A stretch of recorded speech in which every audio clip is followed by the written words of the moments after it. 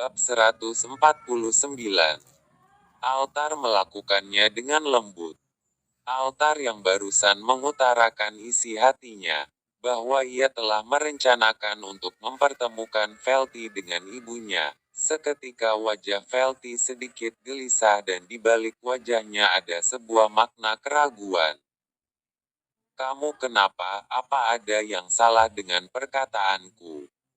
Altar langsung menangkap ada yang tidak beres dengan wanita kesayangannya itu. "Oh, iya mas. Gak apa-apa. Aku cuma sedikit ragu aja, mau ketemu sama ibu kamu. Aku takut ibu kamu akan kecewa dengan status aku yang jamu yang selalu bikin aku bahagia kalau pagi hari tiba." Altar memotong perkataan Velti. "Jamu?" Velti bingung dengan ucapan Altar yang memotong pembicaraannya. Janda muda anak Pak Aguso, yang cantiknya bukan kaleng-kaleng. Altar bermaksud menguatkan rasa percaya diri Velti. "Mas, kamu tuh, ih, nyebelin tahu." Velti protes manja. Altar menghembuskan napasnya perlahan dan menatap kedua bola mata Velti secara langsung, seraya berusaha menyelami isi hati gadis berwajah cantik di hadapan matanya. "Ibu aku itu perempuan baik kok, bahkan menurut aku sebaik ibu kamu." Altar tak ada bosannya membuat Velti yakin supaya tidak ragu. "Ibu baik?" Pertanyaan Velti seperti membantah secara tidak langsung apa yang barusan Altar katakan. Dia juga pernah gagal sama ayah kok, dan dia juga perempuan baik, penyayang. Ya mesti cerewetnya gak ketulungan, apalagi kalau aku telat ngasih uang jajan bulanan. Udah deh langsung datang surat peringatan ke WhatsApp aku. Altar mulai menceritakan bagaimana tentang ibunya. "Ternyata kamu anak baik ya." Velti tak menyangka jika di balik jiwa urakan pria di sampingnya itu terselip sifat penyayang dan seorang pria yang bertanggung jawab. "Calon suami yang baik juga pastinya," sahut Altar memuji dirinya sendiri. Jawab Velti asal. "Kamu pede aja dulu jadi orang." Memang ya kamu dikit-dikit ragu." "Dikit-dikit ragu," ejek Altar sambil tersenyum. "Tapi serius loh, baru kali ini aku ngerasa gak pede dengan kualitas diri aku sendiri. Biasanya aku gak pernah peduli dengan pendapat orang lain. Kalau cocok lanjut, gak cocok tinggalin. Gitu aja aku ngejalin hubungan dari dulu." Velti serasa tidak percaya dengan dirinya sendiri yang kini tengah bahagia menjalin hubungan dengan Altar. "Terus sekarang kenapa kamu gampang ragu? Apa kualitas diri kamu semakin menurun?" tanya Altar. Velti mengedikkan bahunya dengan memandang lurus pada hamparan laut di hadapan mereka. "Sepertinya aku mulai ngerasa gak pedean waktu aku tahu bahwa aku ternyata gak bisa jadi istri yang baik untuk pria yang aku sayang. Bahkan sampai perceraian itu tiba, aku gak berhenti nyalahin diri aku. Dan jujur mas, aku takut." "Tenang, sekarang kamu udah nemuin dada yang tepat."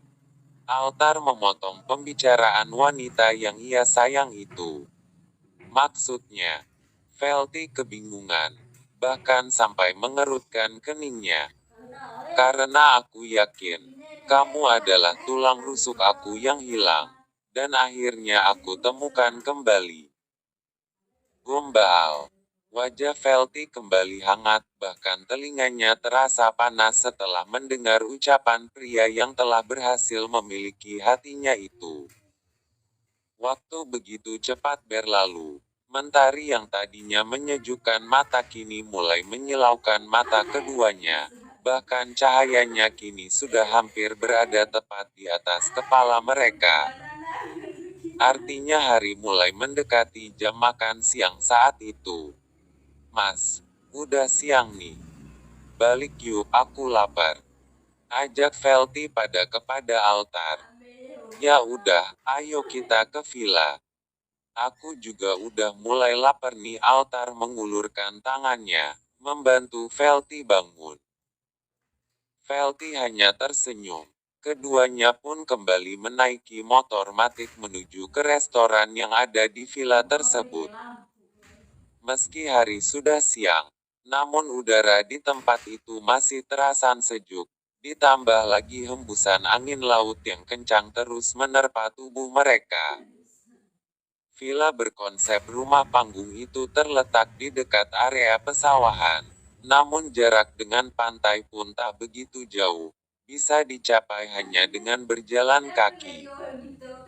Jadi pemandangan di penginapan itu semakin memanjakan mata. Sejuknya udara pesawahan berkolaborasi dengan wanginya aroma air laut membuat tempat itu sulit untuk didefinisikan dengan kata-kata saking indahnya. Altar langsung menghentikan motor yang mereka kendarai saat tiba di restoran. Tapi saat menaiki beberapa anak tangga rupanya di sana sudah kembali hadir pasangan berotak Mes Asterisuk. Siapa lagi kalau bukan Basten dan Canari?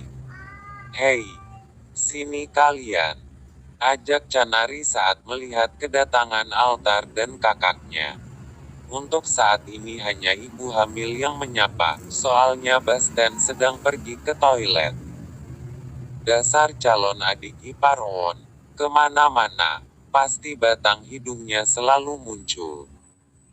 Batin Altar kesal saat melihat Canari dan Basten kini sudah duluan berada di restoran villa tersebut.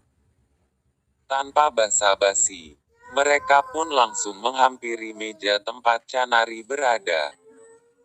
Kamu aja? Tanya Altar. Gak, Basten lagi ke toilet bentar.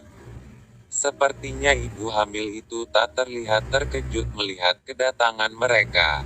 Bahkan aneka hidangan makan siang telah tersaji dengan 4 piring kosong yang tersedia di atas meja kayu. Kalian udah tahu kalau kita mau datang? Tanya Velti mengambil mangkuk besar berisi olahan kepala kakap dari seorang koki. Makasih, ucap Velti kepada koki tersebut. Ada lagi yang perlu ditambahkan? Tanya sang koki. Di waktu yang bersamaan, Basten kembali dari toilet. Wes, udah datang nih. Gimana, apa udah puas? Tanya Basten yang tertuju kepada Altar. Membuat semua yang ada di situ, bahkan termasuk koki menatap aneh ke arah Basten. Puas apa keong? Altar menatap Basten dengan tajam. Puas jalan-jalan. Cuma itu aja udah pada ngembek semua. Sindir Basten. Apa masih ada yang ditambah mas? Sang koki kembali bertanya. Dan sepertinya kali ini ia bertanya kepada Basten. Oh iya, kamu mau pesen apa lagi? Pertama ia bertanya kepada kesayangannya. Canari, kalian pesan aja ya, apa yang mau ditambah? Kali ini tatapannya tertuju kepada Altar dan kakak iparnya. Jus sirsak, sama salad buah. Tapi jangan sekarang, nanti aja kalau udah beres makan. Jawab Canari yang mulai menyendok nasi untuk suaminya. Olahan seafood bakar tetap menjadi menu utama di sana. Bahkan ada semangkuk besar kerang darah saus asam manis yang juga tersaji di meja. Dek, kakak tanya, kamu emang udah tahu kalau kita mau ke sini? Tanya Velti lagi. Kamu mau makan pakai lauk apa mas? Sepertinya Velti mulai membiasakan dirinya untuk menyajikan makanan untuk si pria yang selalu membuat dirinya kangen. Pengennya sih kamu, tapi apa loh? Minta diceplok telurnya. Ancam Canari ketika mendengarkan jawaban Altar. Biasanya aja sih, marah-marah mulu. Kasian noh si Dede dengerin ibunya teriak-teriak terus. Mendengarkan ucapan Altar, buah anggur yang telah disediakan di atas piring kaca, melayang tepat di kening altar. Kakaki, bener kan? Si keong ini ngeledekin aku. Apa juga ku bilang? Memang kalau ketemu sama kedua orang alim ini, pasti ada-ada saja tingkahnya yang membuat moodku jadi hilang. Canari morang-maring pada suaminya, seolah bersikap orang tua dengan perkataannya barusan. Lu mau makan tenang di meja makan apa di kolong meja? Ucap Basten. Tapi sebatas canda demi menghibur hati Canari yang sedang berlaga seperti orang tua di antara mereka. Elah, Big. Becanda. Ucap Altar.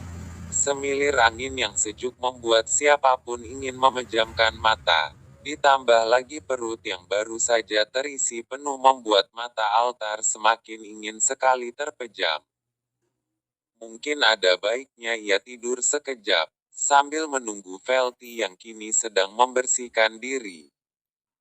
Sedangkan Basten sedang terlihat sibuk dengan tablet pintar di tangannya. Ingin sekali Altar meneriaki sahabatnya yang gila kerja itu.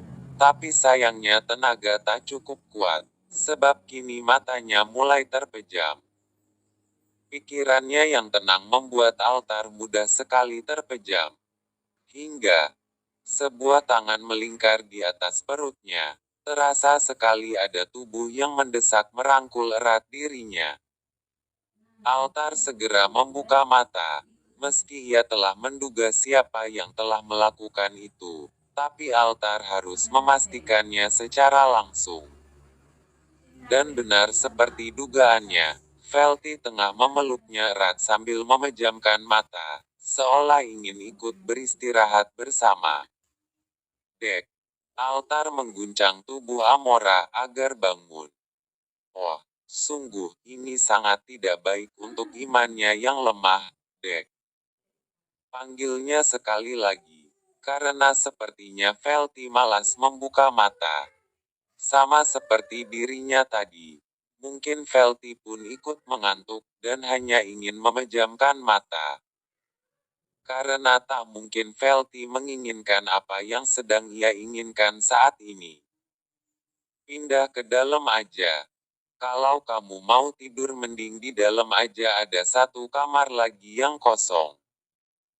Velty pun membuka mata. Seutas senyum kecil penuh makna ia sampaikan kepada Altar. Temenin sampai aku tidur, boleh? Keluh Velty. Namun otak Altar yang sangat minim akhlaknya itu, langsung merangkai sebuah kalimat yang tak berfaedah. Jangankan sampai cuma nemenin tidur, gue tidurin sampai tidur juga mau. Basten sama Chan kemana? Altar sudah tak melihat keberadaan mereka di restoran itu. Lagi jalan-jalan di pantai. Aku sendirian aja. Jawab Velty. Maksudnya, sekarang kita cuma berduaan. Velty mengangguk jadi temenin tidur gak? Altar menelan ludahnya susah payah. Apa kondisi seperti ini adalah suatu ujian yang harus ia lalui, ataukah ini adalah sebuah momen yang seharusnya ia manfaatkan sebaik mungkin? Velty. Suara Altar terdengar parau. Tatapannya begitu sayu saat matanya menatap wajah cantik Velty yang sepertinya belum mengerti dengan apa yang akan Altar lakukan. Mas. Velty sedikit menundukkan wajahnya, tapi dengan cepat Altar mengangkat kembali dagunya agar mata mereka bertemu. Jantung Altar berdebar hebat. Jika Velty menolak kecupannya, itu artinya momen ini adalah ujian. Tapi jika Velty membalas kecupannya, itu artinya momen ini adalah kesempatan emas yang harus Nia gunakan sebaik mungkin. Akhirnya, bib asterisir mereka bertemu. Awalnya Altar hanya menempelkan bib asterisir mereka. Tapi setelah merasa Velty tak menolak bib asterisirnya, Altar pun mulai melumat bib asterisir itu. Aroma cherry dan lipstik yang Velty pakai mulai membuat jiwa altar terguncang. Dan saat Velty tak menolak apa yang ia lakukan, tanpa permisi lagi altar menarik tubuh ramping itu ke pelukannya. Debaran jantungnya semakin hebat, saat belitan lit asterisah mereka terus terjalin seperti tak ingin lepas. Altar tersadar, ini harusnya tak seperti ini. Buru-buru dirinya melepaskan ciu asterismen mereka yang semakin memanas. Ada raut kecewa yang Thomas tangkap di wajah Velty. Apa Velty begitu menginginkan dirinya? Velty. Altar memanggil namanya penuh makna, begitu meminta, dan penuh pengharapan. Dan apa yang altar dapatkan, Velty terlihat mengangguk meski anggukannya sangat perlahan. Tapi altar bisa melihatnya. Bahkan kini wajah gadis itu terus bersemu. Masa bodohlah dengan semua orang, sebab yang altar inginkan hanyalah mendapatkan Velty seutuhnya. Tanpa basa-basi lagi, altar membawa tubuh langsing Velty ke dalam kamar kosong. Dan altar kembali mencium asterismenya, menghirup dalam-dalam aroma tubuh Velty, sebelum dia membuka semua baju mereka. Ah, memang ini yang altar inginkan sejak lama, mengajak janda muda cantik itu berkeringat bersama dengan kegiatan enak yang mereka lakukan.